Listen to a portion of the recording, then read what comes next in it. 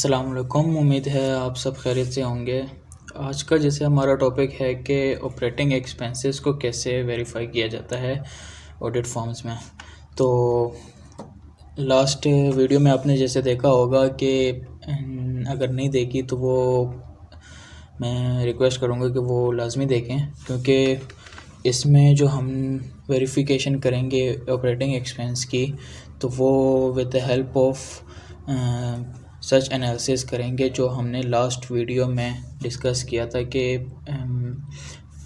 किसी भी कंपनी का ऑडिट क्लाइंट का जो है वो हम डेटा जो है कैसे एनालिसिस करते हैं फॉर ऑडिट पर्पस। तो उसी के मदद से जो है हम फिर आगे ये डिफरेंट हेड्स जो हैं प्रॉफिट एंड लॉस के एंड बैलेंस शीट के वो हम वेरीफाई कर सकते हैं। तो मैं ड्यूरिंग दिस वीडियो भी मैं उससे हेल्प लूँगा जो मैंने इस कंपनी पे जो डेटा एनालिसिस किया था पहले, तो उसी की मदद लूँगा भी ड्यूरिंग द वीडियो। और उसके अगर आपने वीडियो ना देखी हो तो उसके बगैर आपको शायद ये भी समझना है। ठीक है, तो स्टार्ट करते हैं। ये जैसे मैंने लास्ट वीडियो में भी बताया था कि पहली वीडियो जिसमें हम कैश एंड बैंक को वेरीफाई करना वो डिस्कस कर रहे थे जिस वीडियो में, वो भी अगर आपने नहीं देखी तो वो भी काइंडली देख लें। उसमें हमने डिस्कस किया था कि ये शीट्स हम एक्सेल में जो हैं प्रिपेयर करते हैं, ये इसको वर्किंग पेपर्स कहते हैं, जो एग्जीक्यूशन के दौरान जो ऑडिट ट्रेनीज़ जो ऑडिट के लिए जाते हैं तो वो एग्जीक्यूशन के दौरान जो है वर्किंग पेपर्स प्रिपेयर करते हैं। तो ये हैं वो सारे वर्किंग पेपर्स। ठीक है, तो इसका जो है वर्किंग पेपर प्रिपेयर करने का तरीका यही है कि लीड होती है हमारे पास फर्स्ट ऑफ ऑल, फिर देन सब लीड होती है। लीड में हमारे पास हम ओवरऑल अमाउंट लिखते हैं जो हम हेड वेरीफाई करने लगे हैं, उसमें ओवरऑल अमाउंट जो फाइनेंशियल स्टेटमेंट के हेड से मैच करती है तो उसकी जो है हम ओवरऑल अमाउंट लिखते हैं। और थोड़ी अंडरस्टैंडिंग पहली शीट में लिख लेते हैं कि हम इस वर्किंग में प्रोसीजर्स ऑडिट प्रोसीजर्स जो हैं वो कौन कौन से अप्लाई करेंगे। तो ये जो है पहले भी मैं डिस्कस कर चुका हूँ, तो वो इसको उसी तरह ही प्रिपेयर करना है लीड एंड सब लीड को। आगे मैं बताते जाऊँगा कि आगे शीट्स हम कौन सी यूज़ करेंगे और कैसे प्रिपेयर करते हैं और ऑपरेटिंग एक्सपेंसेस को कैसे वेरीफाई किया जाता है। फर्स्ट में हमारे पास क्लाइंट नेम एज़ यूजुअल आ जाता है, पीरियड एंड आ जाता है, अकाउंट हेड। अब हम जो है ऑपरेटिंग एक्सपेंस को वेरीफाई करने लगे हैं तो ऑपरेटिंग एक्सपेंसेस इधर लिख लेते हैं। देन हमारे पास लीड शीट के सब्जेक्ट, ये वर्किंग इस शीट का जो है वो सब्जेक्ट क्या है, तो ये शीट जो है ये लीड शीट है। लीड शीट मैंने बताया किस लिए होती है, तो वो हमने लीड शीट ही लिख लिया। हमने इस कंपनी का जो है जैसे नीचे मैंने लिखा हुआ है, since the entity is non for profit organisation, जैसे ये जो कंपनी है जिसके मैं ऑपरेटिंग एक्सपेंस को वेरीफाई करना बता रहा हूँ, ये हमारे पास है नॉन फॉर प्रॉफिट ऑर्गेनाइजेशन। तो इसलिए जो से ये अकाउंट बैलेंस है, ये हमने एक्सपेंसेस को जो है हमने अपना बेंचमार्क लिया है, उसका अकाउंट बैलेंस टोटल ये है जो फाइनेंशियल स्टेटमेंट में आ रहा है एक्सपेंसेस के नाम से प्रॉफिट एंड लॉस में, उसका हम 1% लेंगे for overall materiality. Overall materiality हमारे पास 1% इसके इक्वल आ जाएगी। ये देखें फार्मूला लगाया हुआ है, ये हमारे पास फिर देन परफॉर्मेंस मटीरियलिटी आ जाती है ऑडिट के पर्सपेक्टिव से। और मटीरियल परफॉर्मेंस मटीरियलिटी को हम लेते हैं ये 75% ऑफ ओवरऑल मटीरियलिटी सर। ठीक है, देन हमारे पास आ जाता है, इसको हम क्लियरली इनसिग्निफिकेंट भी कह सकते हैं, क्लियरली ट्रिवियल भी कह सकते हैं। ये हमारे पास अगर इससे कोई कम अमाउंट होती हैं तो वो हम उसको हम क्लियरली ट्रिवियल ही कंसिडर करेंगे और उस पर जो है अपनी टेस्टिंग जो है वो इतनी हाई लेवल की टेस्टिंग उस पर नहीं परफॉर्म होगी। हाँ, कोई अगर ऐसे एक्सपेंस आते हैं हमारे पास जो परफॉर्मेंस मटीरियलिटी से अबव हो, तो उस पर जो है हम अपनी टेस्टिंग जो है वो इंक्रीज़ करते हैं ताकि जो है ऑडिट रिस्क को हम डिक्रीज़ कर सकें। ठीक है, तो ये और मटीरियलिटी जो है हम फर्स्ट शीट में वो भी डिस्कस कर लेते हैं कि हमने इस ऑडिट के लिए हमने मटीरियलिटी के लिए बेंचमार्क के लिए रीज़न भी लिख लेते हैं कि रीज़न जो है हम इस बेंचमार्क लेने की रीज़न क्या है, ठीक है। देन हमारे पास पर्पस आ जाता है कि हम इस शीट की जो है पर्पस है वो क्या है, वो हम लिख लेते हैं।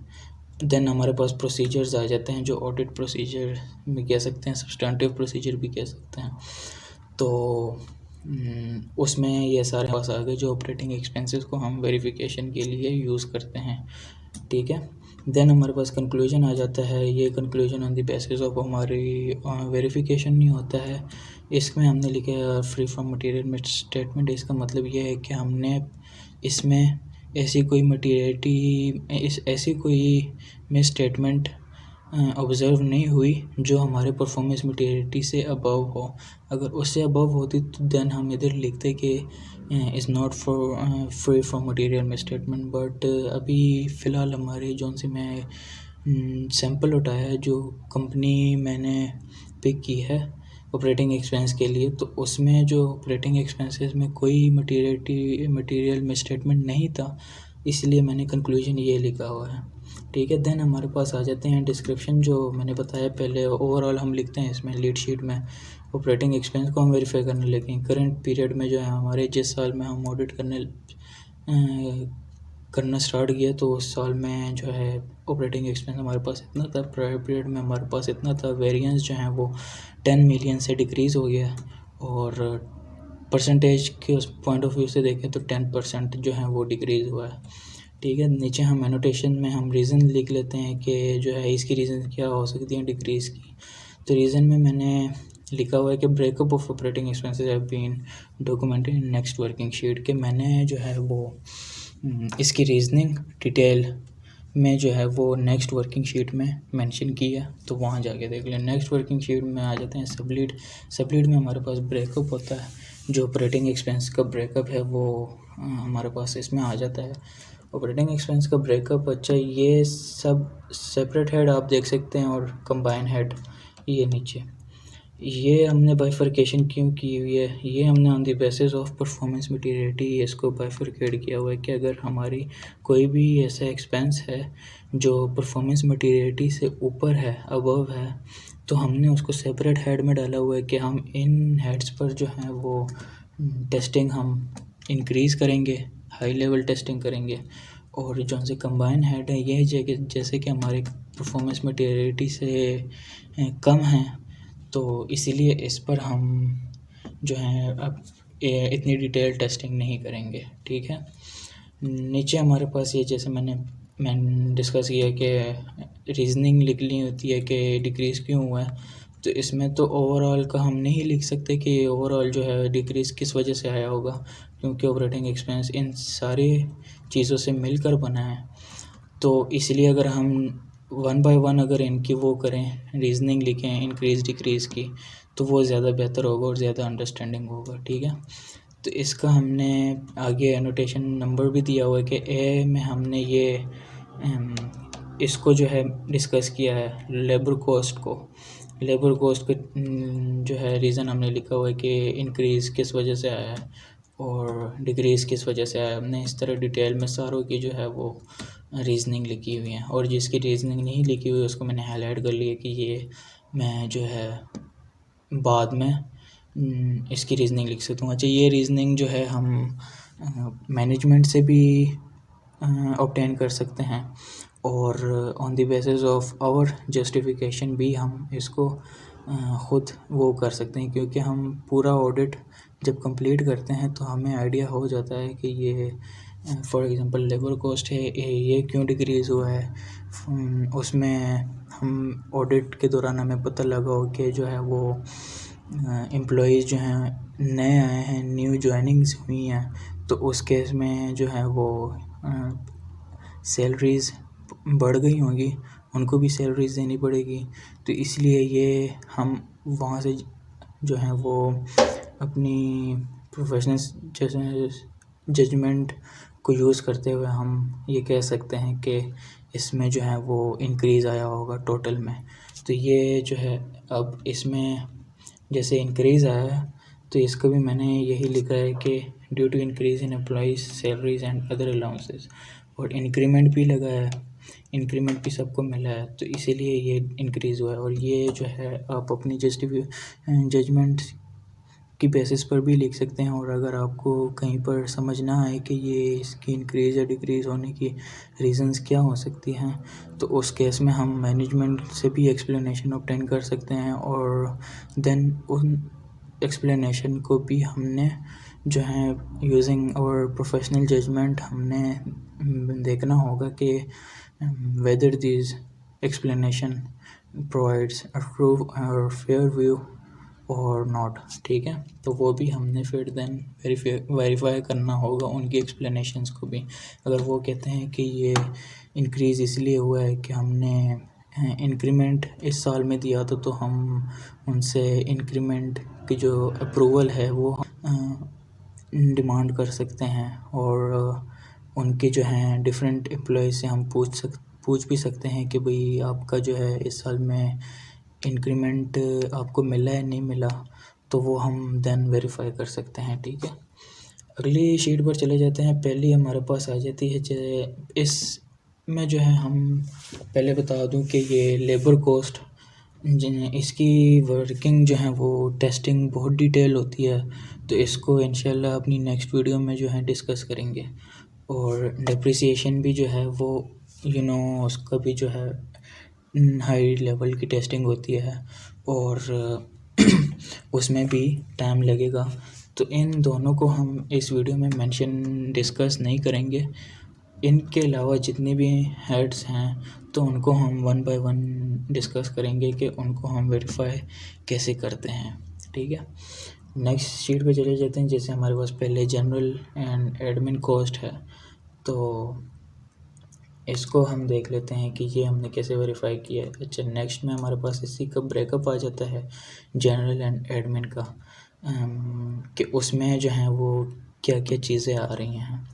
तो इसमें हम देख सकते हैं, अच्छा इसमें हमने फर्दर सेपरेट को अलग किया हुआ है परफॉर्मेंस मैटेरियलिटी से जो अबव हैं, और जो परफॉर्मेंस मैटेरियलिटी से बिलो हैं उसको हमने अलग बाइफरकेट किया हुआ है। तो इस पे भी जो है हम सेम हाई टेस्टिंग करेंगे, एंड कंबाइन हेड्स पर हम टेस्टिंग थोड़ी डिक्रीज़ करेंगे अपनी।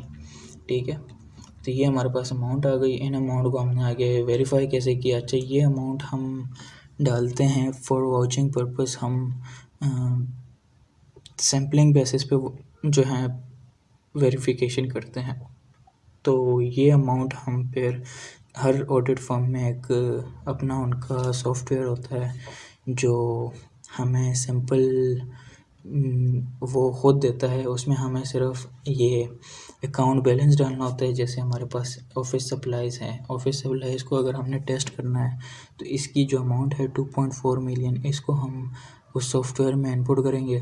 वो हमें ख़ुद ही जो है वो सैंपल दे देगा कि भाई आप इन एक्सपेंसेस की जो है इन ट्रांजैक्शन की आप वेरिफिकेशन करें, और बाकी जो उनसे इनसिग्निफिकेंट होंगे और जो वो ख़ुद ही जो है मतलब सॉफ्टवेयर आपको ख़ुद ही जो है वो आपको ये सैंपल्स दे देगा। तो आपने देन उन्हीं सैंपल को सिर्फ वेरीफाई करना होता है, और उनके अलावा जितने भी हैं उनको आपने वेरीफाई करना नहीं होता, क्योंकि टाइम लिमिटेशंस भी होती हैं और हम 100% टेस्टिंग तो करते नहीं हैं। तो इसलिए हमने सिर्फ सैंपल को ही वेरीफाई करना होगा। अब इस अमाउंट को मैंने जो है वो उसमें इनपुट जब किया था सॉफ्टवेयर में, तो उसने मुझे ये सैंपल दिए थे कि भाई आप इनको जो है वेरीफाई करें। अब इसमें और भी पॉपुलेशन इस हेड की ज़्यादा भी हो सकती है। पॉपुलेशन मींस के इस ऑफिस सप्लाईज़ में टोटल ट्रांजैक्शन जो हैं वो कितनी हुई है, जो जनरल लेजर में हमारे पास आ रही होती हैं टोटल, तो उनको हम पॉपुलेशन कहते हैं। तो पॉपुलेशन अभी इस हेड की भी ज़्यादा हो सकती है, लेकिन सॉफ्टवेयर में इनपुट करने के बाद हमें जो है उसने सिर्फ 12 ट्रांजैक्शन दिए हैं कि आप इन्हीं 12 ट्रांजैक्शन को जो है आप वेरीफाई करें। जैसे आप देख सकते हैं ये अमाउंट जो है डिक्रीज़ हो रही है जैसे हम नीचे जाते हैं। तो सॉफ्टवेयर ने भी on the basis of amount he I think जो है हमें सैंपल दिया है। इससे जो अमाउंट 48,000 से जो अमाउंट कम होगी तो सॉफ्टवेयर ने वो सेलेक्ट नहीं की है और उसके लिए शायद वो इनसिग्निफिकेंट हो, तो इसलिए सॉफ्टवेयर ने हमें सिर्फ यही जो है वो टेस्टिंग के लिए रिकमेंड किए हैं, तो हम सिर्फ इन्हीं की टेस्टिंग करेंगे। अच्छा, टेस्टिंग जो है हम वेरिफिकेशन कैसे करेंगे, इसकी हम वाउचिंग करेंगे। ये वाउचिंग जो है इस तरह होती है प्रैक्टिकली ऑडिट क्लाइंट पर कि हमारे पास वाउचर नंबर आ जाता है, जो हर ट्रांजैक्शन के एक यूनिक वाउचर होता है, उसकी एक डेट होती है कि किस डेट पर वो वाउचर हमारे बुक्स में एंटर हुआ था। तो इस डेट को हमारा जो वाउचर है वो बुक्स में हमारे एंटर हुआ था, तो हम डेट लिख लेते हैं, नंबर लिख लेते हैं, इनवॉइस नंबर लिख लेते हैं। इनवॉइस नंबर इसीलिए लिख लेते हैं और डेट, ये हम वाउचर के अंदर उनके सपोर्टिंग्स लगी होती हैं, उन्होंने मैनेजमेंट ने क्लाइंट ने हर जो है ट्रांजैक्शन की सपोर्टिंग मेंटेन की होती है, डॉक्यूमेंटेशन उन्होंने मेंटेन की होती है जो उनकी रिक्वायरमेंट भी हैं स्टैट्यूटरी। वो अगर नहीं मेंटेन करेंगे तो वो अगेंस्ट लॉ है, तो उस केस में हम जो हैं वो क्वालिफाइड या जो है वो क्वालिफाइड ओपिनियन जो है हम दे सकते हैं अगर हम उनको वेरीफाई नहीं कर सकते, ठीक है, अगर वो मटेरियल है इन केस। तो ये जो इनवॉइस नंबर है, तो ये हम इनवॉइस देखेंगे कि जो ट्रांजैक्शन हुई है उसकी इनवॉइस देखेंगे और वहाँ से हम ये डेट वहाँ से उठा के यहाँ पर अपने वर्किंग पेपर्स में इधर इनपुट करेंगे। इन की इनपुट करने की जो है वो रीज़न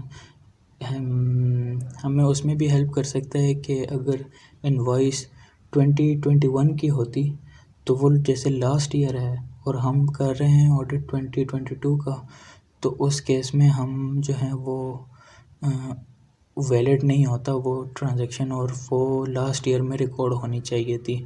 तो हम उनको फिर ये कह सकते हैं कि भाई ये लास्ट ईयर में जो है इनवॉइस आई है इनकर, इसका मतलब आपने एक्सपेंस इनकर लास्ट ईयर में किया था, तो इसलिए according to standards, accounting standards, आपको ये एक्सपेंस जो है लास्ट ईयर में रिकॉर्ड करना चाहिए था।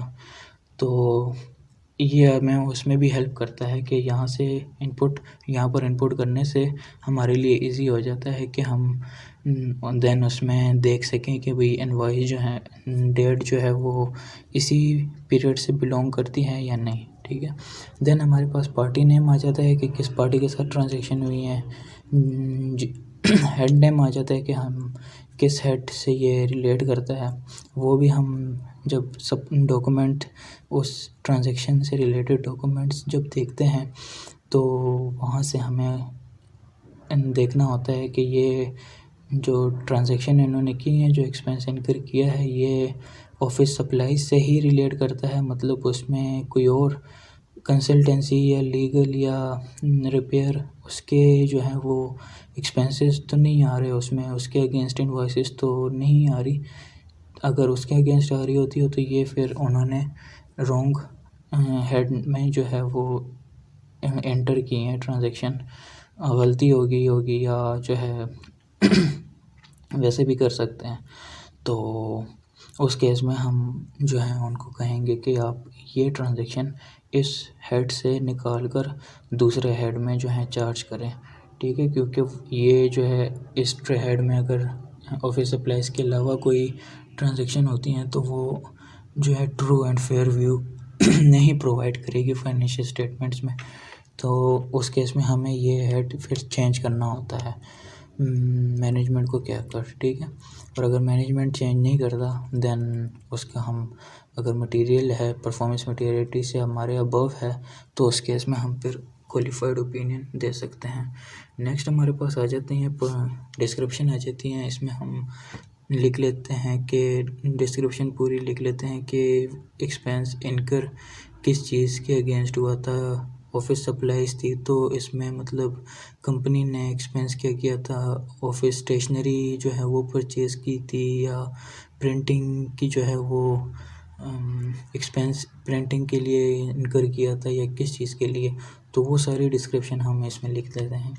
देन हमारे पास बैंक अकाउंट आ जाता है कि इस ट्रांजैक्शन के लिए कंपनी ने कैश पेमेंट की है, अगर कैश पेमेंट भी की हो तो यहाँ पर हम कैश पेमेंट भी लिख सकते हैं, और अगर बैंक के थ्रू पेमेंट किया हो, ज़्यादातर जैसे बैंक के थ्रू ही ट्रांजैक्शन होती हैं कंपनीज़ में, तो इधर बैंक अकाउंट नंबर आ जाता है।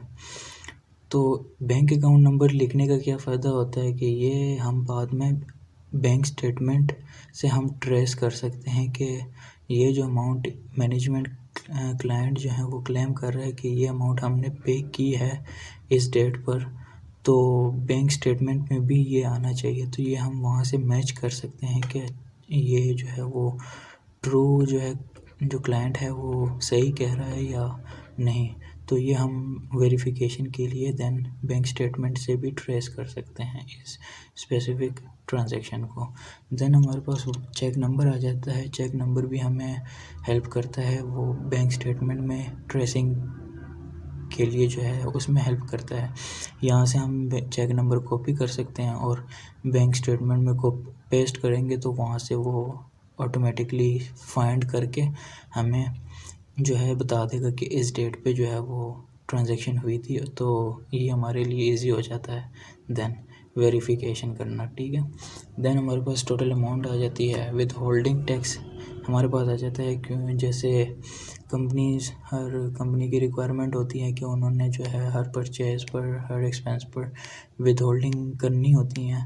अगर विद होल्ड टैक्स रजिस्टर्ड है वो कंपनी, तो उन्होंने विद होल्डिंग करनी होती है एंड देन वो विद होल्डिंग जो है FBR को पे करनी होती हैं उस केस में। तो ये हमने यहाँ पर हमारे पास वो भी कवर हो जाता है, विद होल्डिंग टैक्स भी वेरीफाई हो जाता है कि इन्होंने जो इस स्पेसिफिक ट्रांजैक्शन पर अमाउंट विद होल्ड की है क्या वो FBR के जो है टैक्स से, यानी अगर कम विद होल्ड किया है तो हम उसको जो है नॉन कंप्लायंस कह सकते हैं, क्योंकि ये लॉ की कंप्लायंस के ख़िलाफ़ है। तो उस केस में जो है हमने विद होल्डिंग भी हर ट्रांजैक्शन की लिखनी होती हैं यहाँ पर। देन हमारे पास विद होल्डिंग टैक्स परसेंटेज आ जाती है। इसमें ये हमें उसमें हेल्प करती है कि हम जैसे टैक्स कार्ड होता है टैक्सेशन के लिए FBR की तरफ से जो पब्लिश होता है, और उसके अकॉर्डिंग ही हमने टैक्स डिडक्ट करना होता है। तो उसके साथ देन हम उसका मैच कर सकते हैं कि यहाँ पर इन्होंने 4.5% टैक्स जो है विद होल्ड किया हुआ है। तो ये जो है FBR का टैक्स कार्ड जो है वो हमें इतना ही बताता है कि 4.5% ही करना चाहिए या कम करना चाहिए या ज़्यादा करना चाहिए। अगर ये परसेंटेज अगर उसके साथ मैच ना करें तो देन ये भी नॉन कंप्लायंस ही है, ठीक है। देन हमारे पास अमाउंट पेड आ जाती है, जो नेट अमाउंट भी कह सकते हैं। तो जो चेक बैंक स्टेटमेंट में जो अमाउंट आ रही होगी वो इसके साथ मैच करनी चाहिए। हालांकि ग्रॉस अमाउंट इतनी है, लेकिन पे जो है कंपनी ने तो इतनी पे की है, तो बैंक स्टेटमेंट में भी इतनी आनी चाहिए। तो इसको जो है हम देन बैंक स्टेटमेंट के साथ मैच करते हैं, वहाँ से हम ट्रेसिंग कर सकते हैं। आगे हम कॉलम बना सकते हैं कि भाई जो है अप्रूवल, इस ट्रांजैक्शन के लिए अप्रूवल जो है वो लिया था मैनेजमेंट ने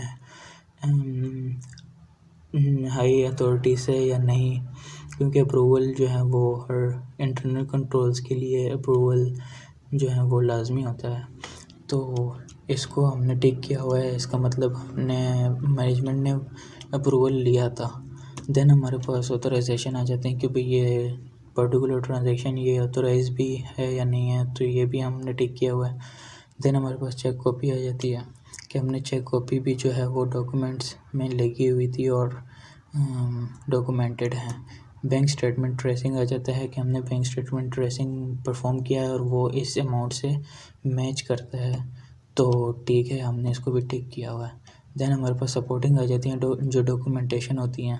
तो डॉक्यूमेंटेशन अगर क्लाइंट ने प्रॉपर मेंटेन नहीं की तो ये भी नॉन कंप्लायंस है, तो इसको भी हम जो है वो देन वो कर सकते हैं, जो पॉइंट आउट कर सकते हैं और हमारी ऑब्जर्वेशन हो सकती है।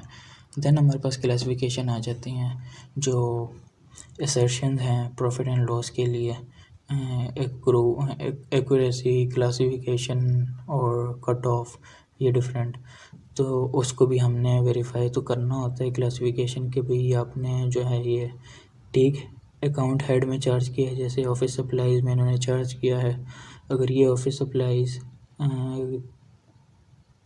के अकॉर्डिंग जो कोई ट्रांजैक्शन नहीं है, कोई और चीज़ है, रिपेयर के अगेंस्ट ट्रांजैक्शन है या कंसल्टेंसी या यूटिलिटीज़ के अगेंस्ट ट्रांजैक्शन है, तो देन हम इसको क्रॉस करते हैं कि भाई ये क्लासिफिकेशन इन्होंने गलत की हुई है। ठीक है, तो इस तरह जो है वाउचिंग परफॉर्म होती है हर ट्रांजैक्शन पर इंडिविजुअली, और नीचे भी सारा इसी तरह ही है। ये 12 जो टोटल ट्रांजैक्शन हमें सॉफ्टवेयर ने रिकमेंड किया है, सैंपल दिया है, तो सिर्फ हम इन्हीं की जो है वो वाउचिंग परफॉर्म करेंगे। ठीक है, ये सारी जो हमने वर्किंग की हुई हैं, तो ये वही वाउचिंग ही है। ठीक है, देन हमारे पास ये नीचे देख सकते हैं अमाउंट वाउच्ड अनवाउच्ड एज पर लेजर कि टोटल अमाउंट कितनी है, टोटल इतनी थी।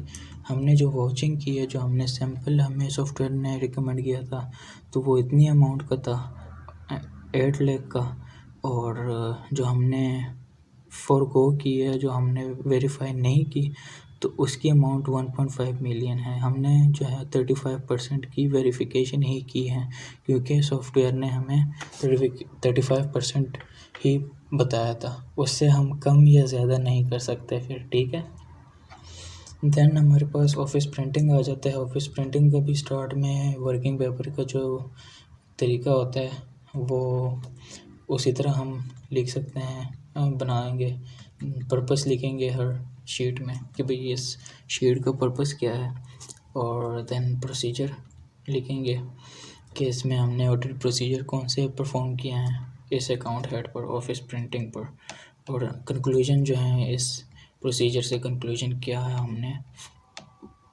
जो है फाइंड आउट किया है। ठीक है, इसका भी सेम ऑफिस प्रिंटिंग का भी वही सेम जो है आपने परफॉर्म करना है वाउचिंग।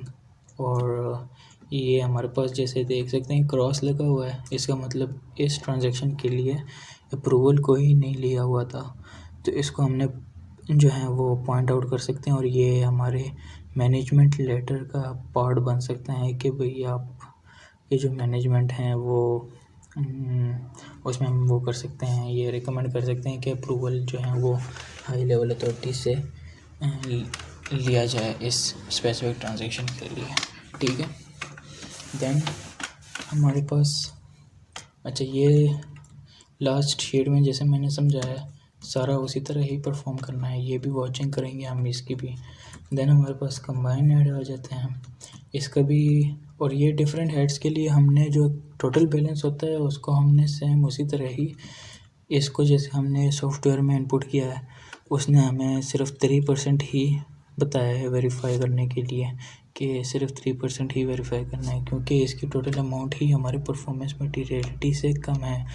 परफॉर्मेंस मटीरियलिटी हमारी 9 लाख थी, 9 लाख समथिंग, और ये हमारे पास 7 लाख है, तो इसलिए हम जो हैं वो ऑडिट सॉफ्टवेयर ने जो है हमें सिर्फ 3 ही ट्रांजैक्शन हमें वेरीफाई करने के लिए दी हैं। ठीक है, जो 3% है टोटल अमाउंट का। नेक्स्ट शीट पर जाते हैं, जो हमारे पास ट्रैवल एंड वर्कशॉप है कि ट्रैवल पर जो है उन्होंने क्लाइंट ने कितने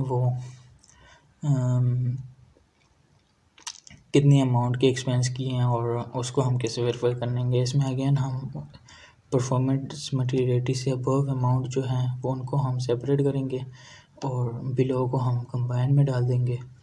सेपरेट को जो है हम इंडिविजुअली जो है उस सेपरेट और कंबाइन की ये हैं हम। इसमें टेस्टिंग में क्या डिफरेंस होता है कि सेपरेट के हर अमाउंट को हम अलग अलग सॉफ्टवेयर में डालते हैं और वो हमें सैंपल देता है, देन हम उसकी वाचिंग परफॉर्म करते हैं।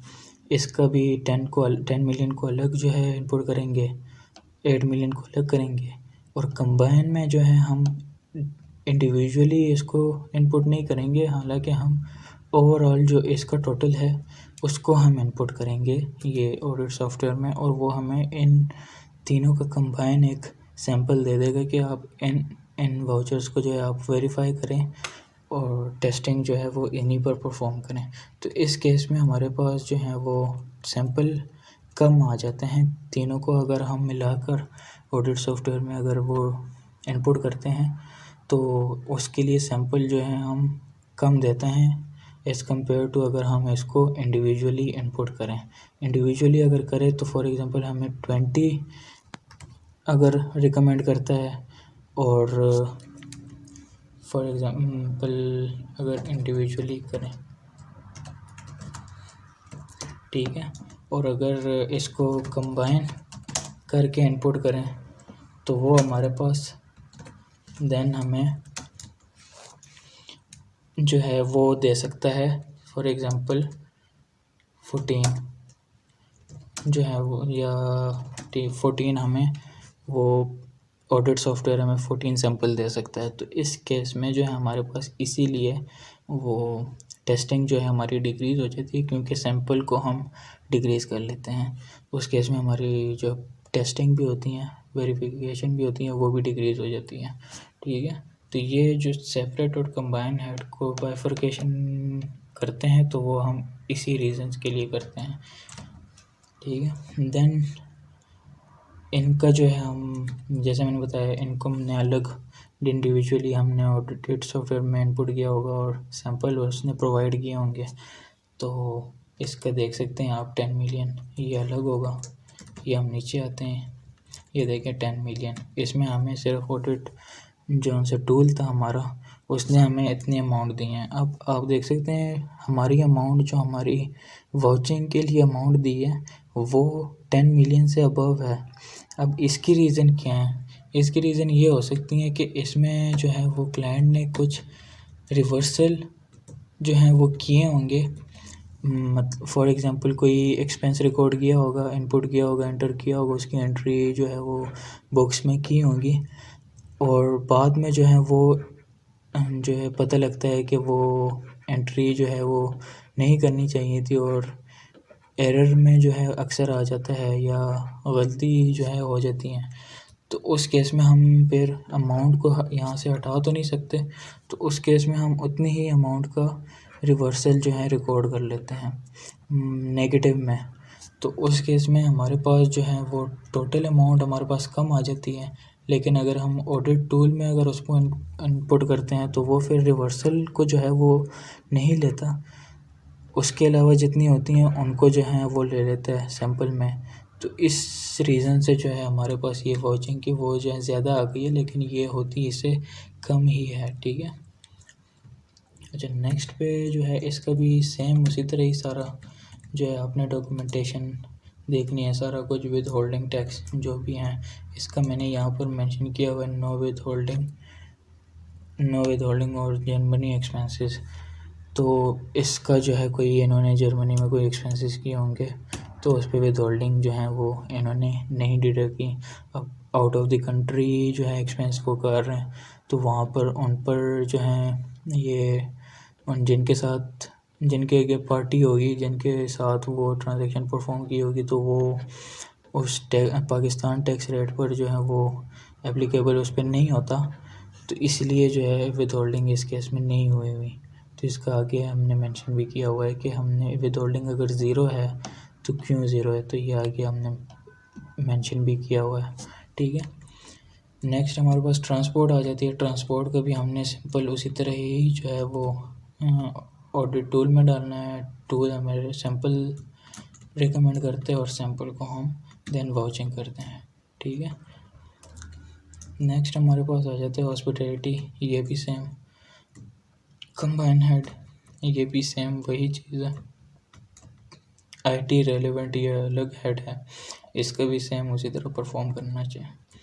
देन हमारे पास रेंटल एंड ऑपरेशनल एक्सपेंसेस आ जाते हैं, जिसमें ऑफिस यूटिलिटीज़ ये ब्रेकअप है यार सब्जेक्ट में मेंशन किया हुआ है। ऑफिस यूटिलिटीज़ हैं office repair, external office rental. अच्छा, ऑफिस यूटिलिटीज़ और रेंटल जो हैं वो ऐसे एक्सपेंसेस हैं जो रिकरिंग नेचर के हैं, जो हर महीने जो हैं वो पे होते हैं। तो इस केस में जो है हम इसको जो है क्या कर सकते हैं, इसकी फिर वॉचिंग करने की जो है ज़रूरत नहीं होती, क्योंकि वॉचिंग बहुत टाइम कंज्यूमिंग होता है।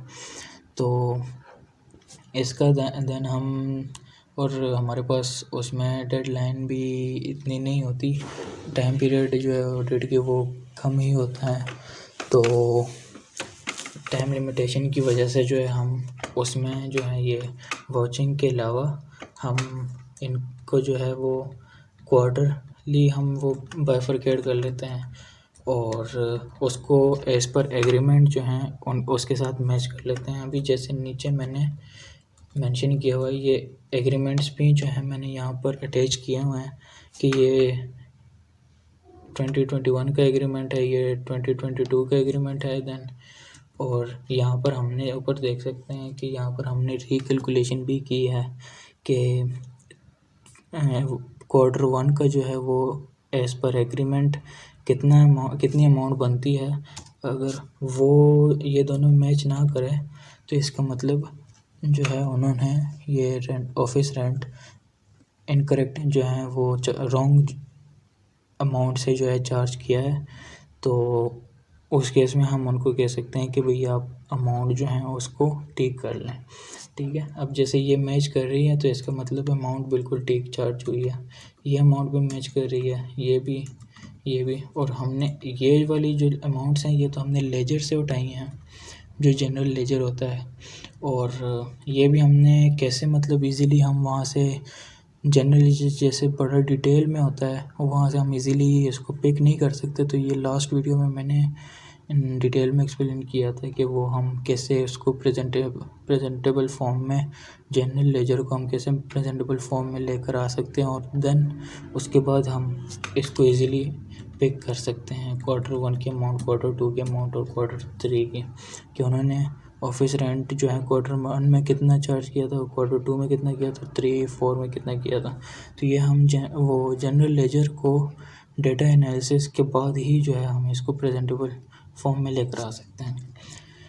ये जैसे हमने लेजर से पिक किया तो इसको हमने ऐसे सिंपल ही लिखा है। इसमें हमने एग्रीमेंट को देखते हुए हमने फिर रिकैलकुलेशन की है कि पहले 2.5 मंथ्स में जो है वो amount as per agreement office rent 4 lakh का था, तो उसको हमने 2.5 के साथ मल्टीप्लाई किया प्लस जो जैसे क्वार्टर में 3 मंथ्स होते हैं तो इसलिए जो है वो 2.5 एंड देन 0.5 में एग्रीमेंट की टर्म्स चेंज हो गई होंगी या इंक्रीमेंट आ गया होगा ऑफिस रेंट में इन्फ्लेशन की वजह से या चेंज इन टर्म्स की वजह से।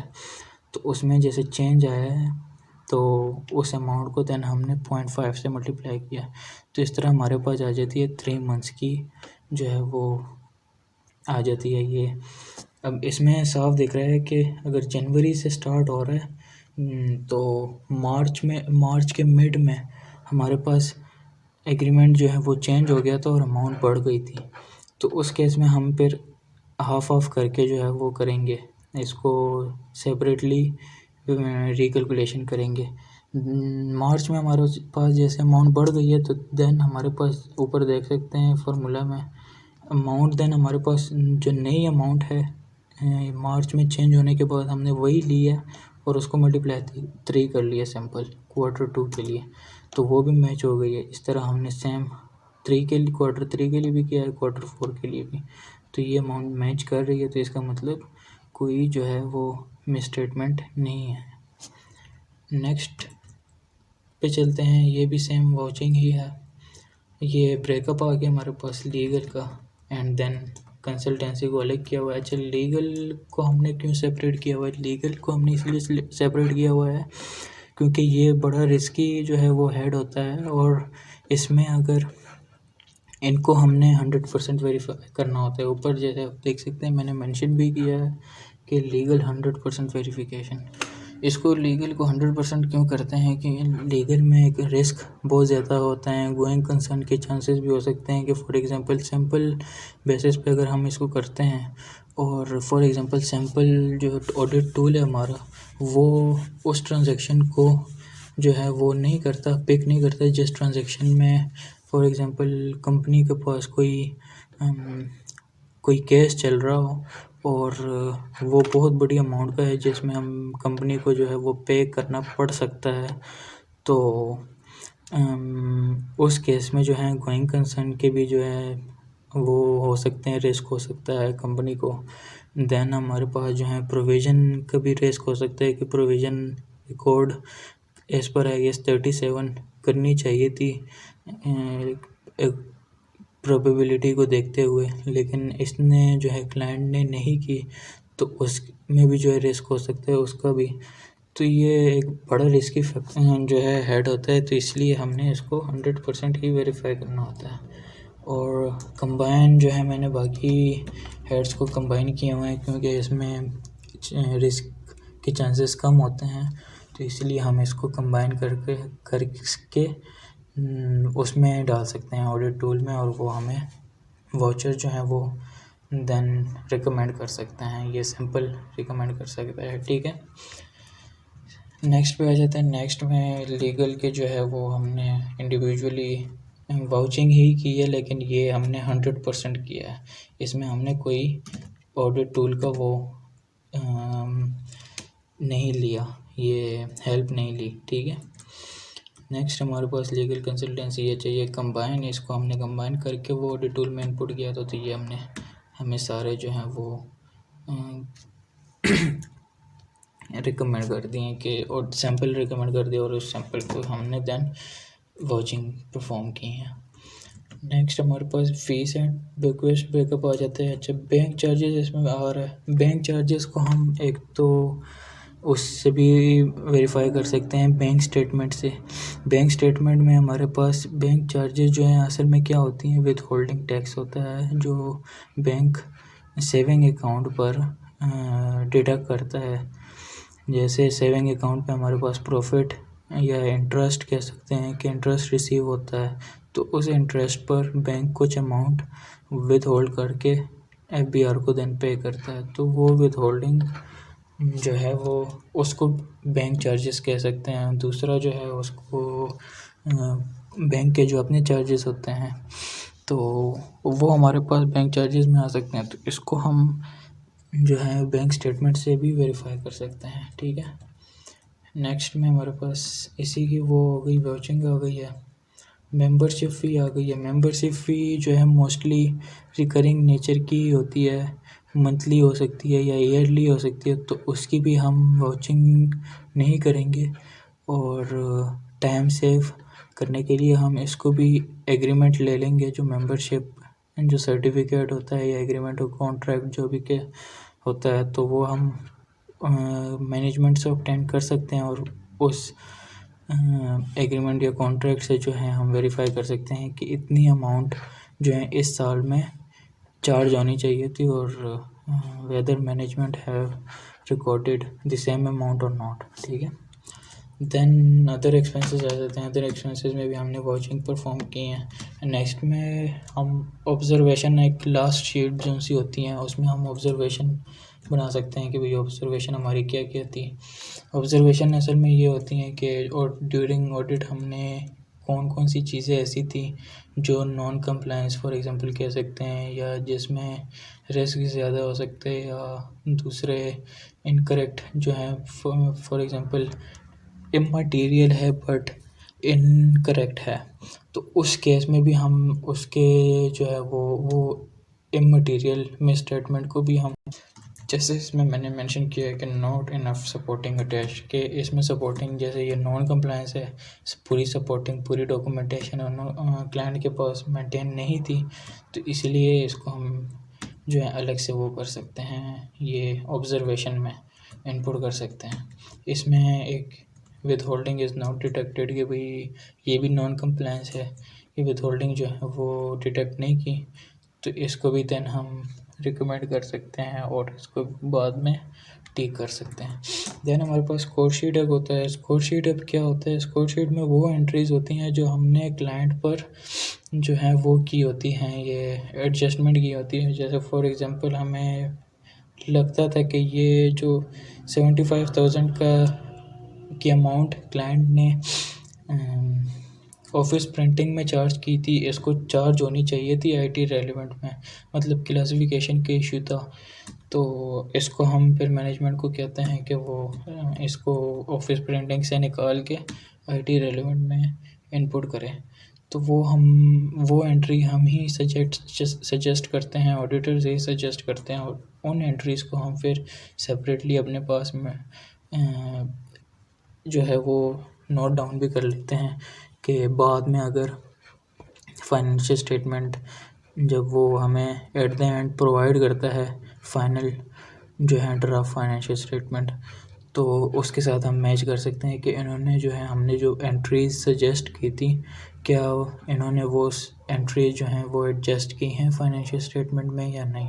ठीक है, तो ये एंड हो गया, और इसी तरह ही ऑपरेटिंग एक्सपेंस को हम वेरीफाई कर सकते हैं। इसमें एक आई थिंक यूटिलिटीज़ हमारे मिस हो गया। यूटिलिटीज़ भी जैसे मैंने बताया रिकरिंग नेचर की होती है, उसमें हमारे पास इलेक्ट्रिसिटी बिल्स आ जाते हैं, स्विगी गैस के बिल्स आ जाते हैं, और अदर यूटिलिटी चार्जेस इंटरनेट के बिल्स हो सकते हैं। तो जैसे ये भी हम मंथली पे करते हैं, तो इसको भी हमें वाचिंग की ज़रूरत नहीं होती, और इसको भी हम ट्रेस जो है वो कर सकते हैं। ट्रेसिंग किसके साथ, कि हम इलेक्ट्रिसिटी बिल्स हैं तो इलेक्ट्रिसिटी बिल्स हम उनसे ऑब्टेन कर लेते हैं और उनके साथ मैच कर लेते हैं, सिंपल। इनकी फिर वाचिंग परफॉर्म नहीं करते। ठीक है, तो ऑपरेटिंग एक्सपेंस में हमारे पास मोस्टली ऑडिट प्रोसीजर हम ट्रेसिंग और सब्सटेंटिव प्रोसीजर जो है वाचिंग जो है हम परफॉर्म कर सकते हैं। देन हमारे पास आ जाती हैं ये रिकैलकुलेशन हम परफॉर्म कर सकते हैं, और यही मोस्टली यही 2-3 जो है हम ऑडिट प्रोसीजर